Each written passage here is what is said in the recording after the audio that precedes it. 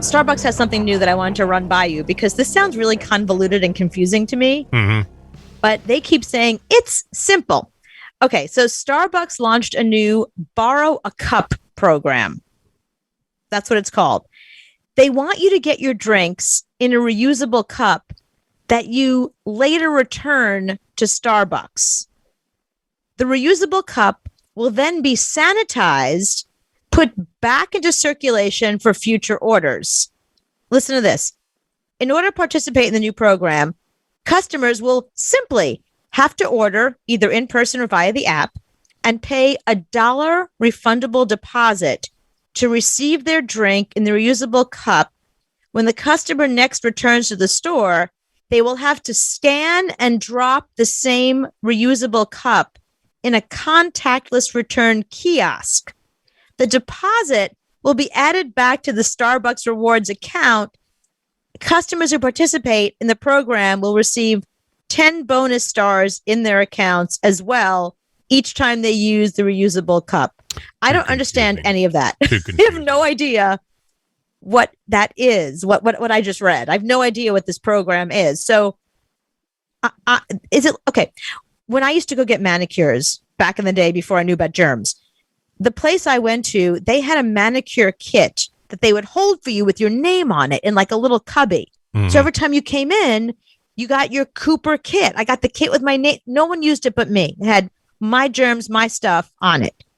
Is that this? Is it a cup that is your reusable cup that Starbucks? No, they just wash it and give it to the next person. Oh, you can't make that face because when you get, and when you start to think about stuff like this, it makes your head spin off. When you go to a restaurant, that's not a new fork.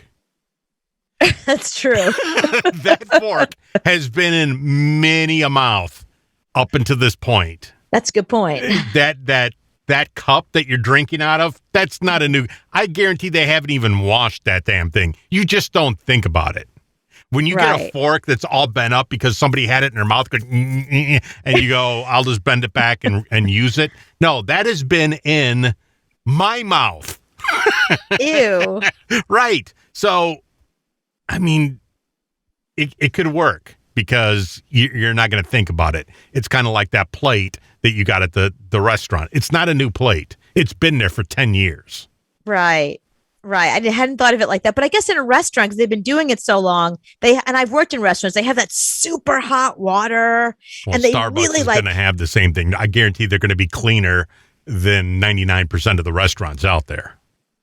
But see, now, because of COVID and because you just said that, I don't think I'm going to eat out very often. And if I do after COVID, I'm bringing one time.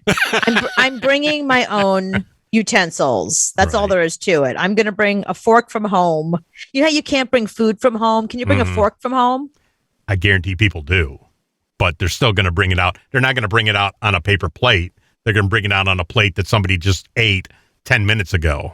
Yeah, but they don't. You don't lick the plate afterwards. I'm not worried about the germs on the plate. On the plate, and you put the food in your mouth. Not the same thing as taking a fork and putting it in your mouth. See, that's disgusting. And that cup that you drank the water out of, it was just on that table over there. That's why you get a straw, dummy. No, I've never. When you think about it, it's not good. When you're at a restaurant, that's true. Yeah, it's not good. It's not good. McDonald's has it right. You take it and you throw it away. Right. And I know that it hurts the turtles and the fish and all that. I get that. But I'm not putting my same mouth on somebody else's fork that they just had in their mouth 10 minutes ago. Right. I didn't think about it. That's a very good point. Yeah. Right. That's why really the best way to handle this post-COVID is to always eat only fast food. Okay. And I'll spin it around on you. You were a bartender. Yep. How well did you wash the glasses? Well, no, it wasn't a question of how well I washed it. We had a glass washer that was like a ball washer at a golf. And then they do that. But how clean is the thing? No, it's really freaking clean. Like, okay, so it's a scrub thing and it has soap and then hot, like water was so hot on it that we actually had a glove that we used when we did the thing. And then if How's that go again? What? How do you do that again? Just wanted to see that again. Sorry. Yeah, it's disturbing on so many levels. I'm not very good at it. But mostly, the barbacks would come and they would take all the glasses and take, if anyone ate at the bar, any of that kind of stuff, and they'd bring that back to the dishwashing area. Mm. And then they'd bring out that big giant thing that was like a hose that came from the ceiling that like squirted scalding hot water all over everything. Okay, but my kids have washed dishes at restaurants. I don't let my kids wash dishes at home. Right. So we're not talking about scientists here trying to get the glass clean. Yeah, that's true. It's not like they're not doing God's work. They're literally just getting the couple of pieces of food off there. Yeah, because I mean, think about all the times you've been to restaurants and there's still like cheese stuck on a knife. And you say, hey, can I get another knife, please? Can I get another knife? This knife is dirty. This fork is dirty. That just came out of the same basket as that knife came out of. But now it doesn't have cheese on it. You're fine. Right. Yeah, Lion King Kitty says you're a pro at that. The